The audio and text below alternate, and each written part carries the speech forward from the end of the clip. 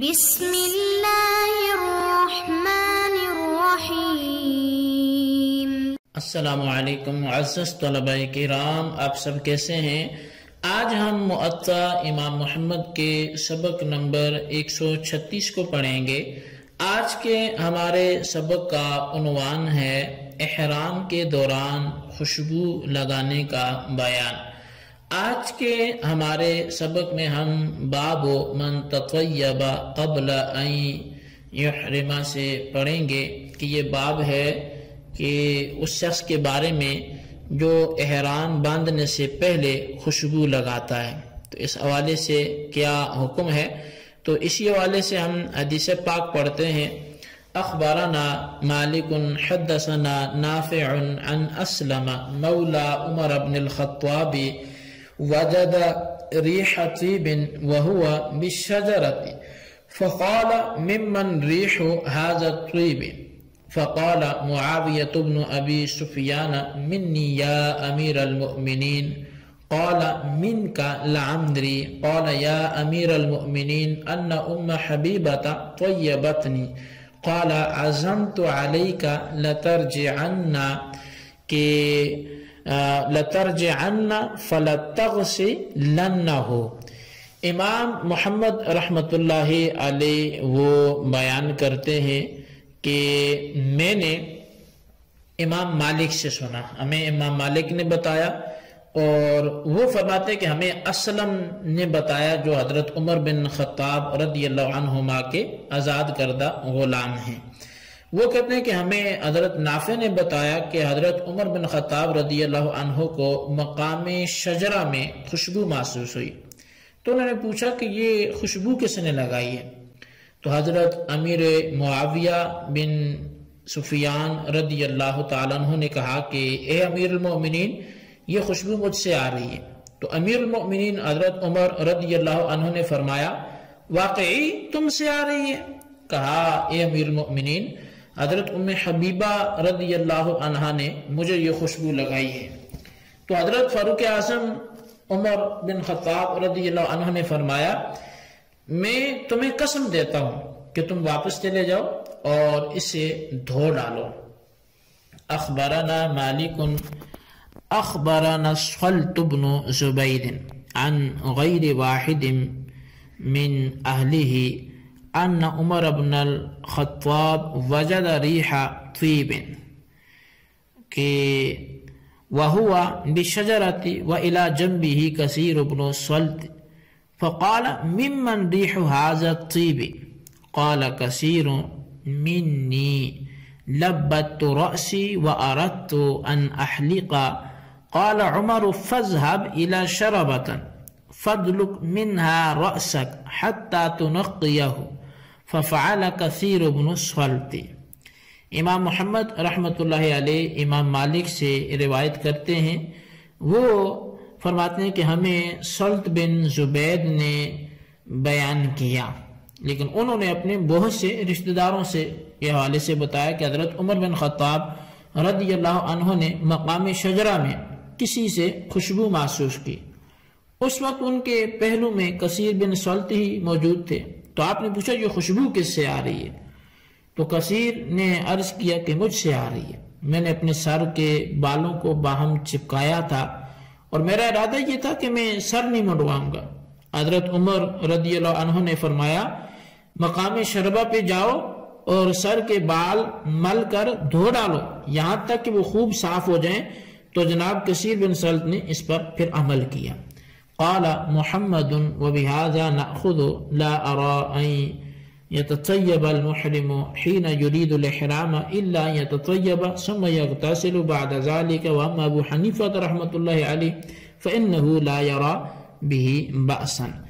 امام محمد رحمۃ اللہ علیہ احادیث کے تحریر کرنے کے بعد اپنا نظریہ اور پھر اس کے مخالف جو امام اعظم امام ابو حنیفہ رحمۃ اللہ علیہ کا نظریہ ہے اور جو ان کا قول ہے اسے امام محمد تحریر کرتے ہیں۔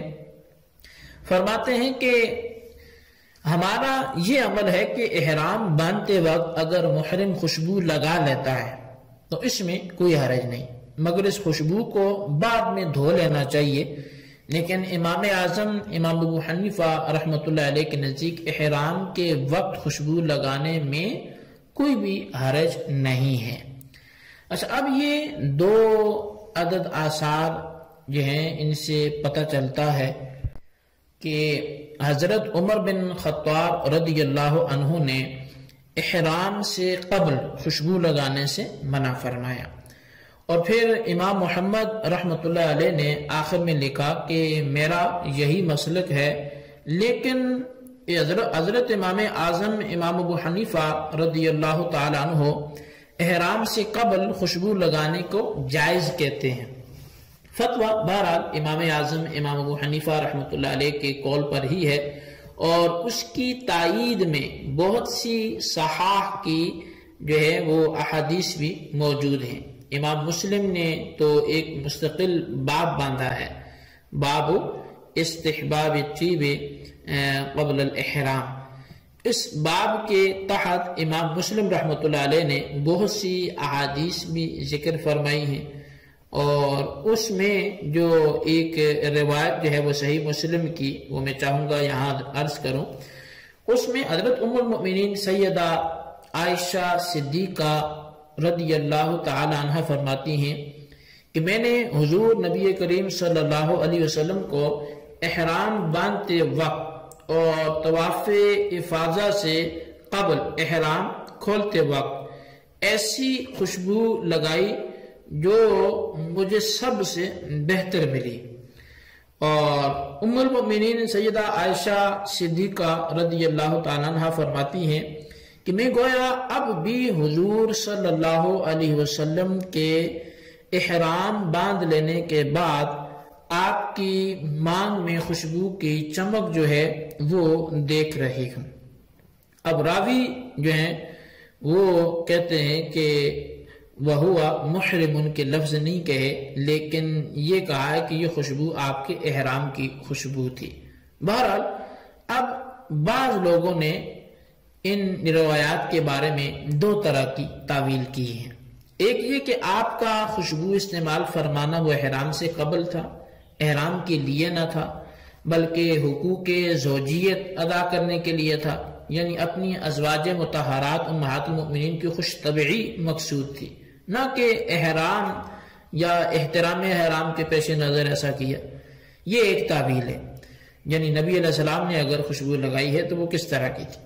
دوسری تعویل یہ ہے کہ مذکورہ جو خوشبو ہے وہ برائے نام ہی تھی، جو لگانے کے تھوڑے ہی عرصے بعد ختم ہوگی، یعنی احرام باندھنے سے قبل لگائی، لیکن وہ ناقص خوشبو ہونے کی وجہ سے احرام باندھنے کے بعد بالکل زائل ہوگی۔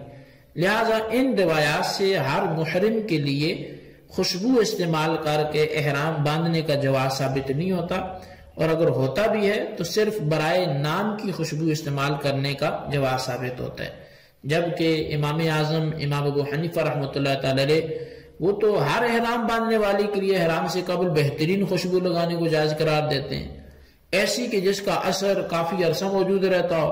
تو یہ کہاں کا انصاف اور یہ کیسے درست ہو سکتا ہے؟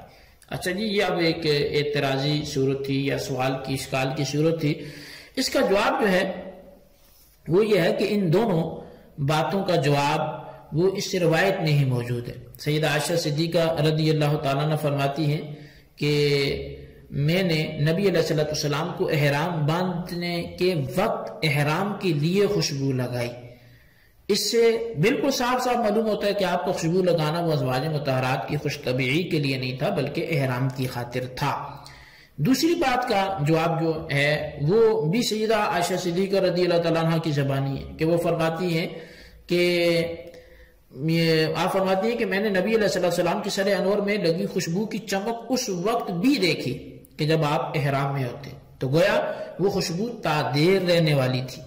مزید فرماتی ہیں کہ میں آپ کی وہ خوشبو لگاتی جو اچھی سے اچھی مجھے ملتی، کیا ایک آدھ میرے رہنے والی خوشبو آپ بہترین خوشبو کہلاتی ہے؟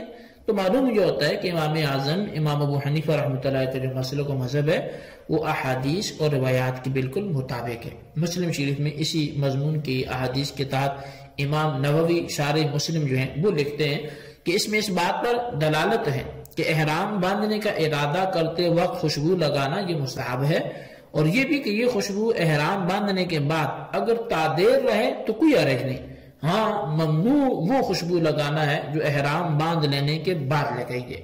یہ ہمارا مذہب ہے، اور یہی حضرات صحابہ کرام تابعین کا قول ہے، اور جمہور محدثین و فقہا بھی یہی فرماتے ہیں، جن میں چند کے اسماء گرامی وہ یہ ہیں جیسے حضرت سعد بن ابی وقاص، حضرت عبداللہ بن عباس، حضرت عبداللہ بن زبیر، حضرت معاویہ، حضرت عائشہ صدیقہ، حضرت ام حبیبہ، حضرت امام اعظم امام ابو حنیفہ، امام ابو یوسف، امام احمد اور حضرت داود رضی اللہ تعالیٰ عنہ۔ اچھا، اب علامہ بدر الدین عینی رحمۃ اللہ علیہ نے عمدۃ القاری پر اسی موضوع کے تحت بہت سی روایات انہوں نے ذکر فرمائی ہیں، جن میں سے ایک یہ بھی ہے کہ ابو داود اور ابن ابی شیبہ یعنی ابو بکر بن جو ہے وہ ابو شیبہ، وہ اپنی مصنف ابن ابی شیبہ میں حضرت عائشہ بنت طلحہ سے روایت کرتے ہیں کہ سیدہ عائشہ صدیقہ رضی اللہ تعالی عنہا وہ روایت کرتی ہیں کہ ہم احرام باندھنے سے قبل اپنے اپنے چہروں پر خوشبو ملتی تھی، پھر احرام باندھ لیتی، پھر پسینہ آتا اور وہ ہمارے چہروں سے ٹپکتا تھا، لیکن حضور نبی اکرم صلی اللہ علیہ وسلم نے ہمیں ہرگز منع نہ کیا، حالانکہ آپ ہمارے ساتھ تھے۔ ایک اور روایت ہے کہ ہم نبی علیہ السلام کے ساتھ جاتے اور احرام باندھنے سے قبل اپنے چہروں پر خوشبو لگاتے، بعد میں پسینے کے قطرے ہمارے چہروں سے ٹپکتے جس سے خوشبو پھیلتی، لیکن نبی علیہ السلام ہمیں منع نہ فرماتے۔ اب ان حدیث اور روایتوں سے بھی امام اعظم کے مسلک کی تائید ہوتی ہے، اس لیے آپ کا مسلک بالکل احادیث کے موافق اور مطابق ہے، اور احرام باندھنے والے کے لیے احرام باندھنے سے قبل خوشبو لگانا، اور وہ بھی احرام کے لیے اور وہ بھی تادیر رہنے والی، یہ جائز اور مستحب ہے، اور حضرات صحابہ کرام تابعین محدثین فقہاء اعظام کا بھی یہی قول ہے، یہی حق ہے۔ اللہ تبارک و تعالیٰ میں اسی پہ عمل رکھنے کی توفیق نصیب فرمائے، آمین، بجاہ النبی الامین صلی اللہ علیہ وسلم۔